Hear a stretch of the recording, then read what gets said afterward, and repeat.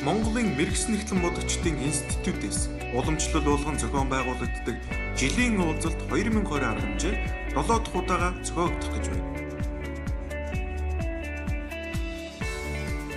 Энэ удаагийн уулзалт байгууллагын тайлан төлөвлөгөөг хамтдаа хэлэлцэх бөгөөд нэгтлэн бодох хүртгэлийн стандарт, арга зүй, мөнгө угаах терроризмтой тэмцэхэд нэгтлэн бодогчдын оролцоо гэсэн сэдвүүдээр бэлтгэлүүд хэлэлцүүлэгдэнэ.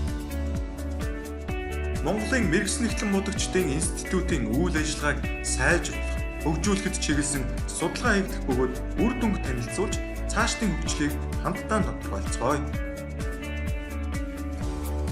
Уулзалт 2020 оны 1-р сарын 30-ны өдөр 13 цагаас Corporate Convention Center-т болох тул мэргэжсэн нэгтлэн бодогч та бүхнийг хүрэлцэн ирэхийг урьж байна. Та уулзалтанд бүртгүүлэхдээ Ticket цэгийн орон дараах зааврын дагуу бүртгүүлээрэй.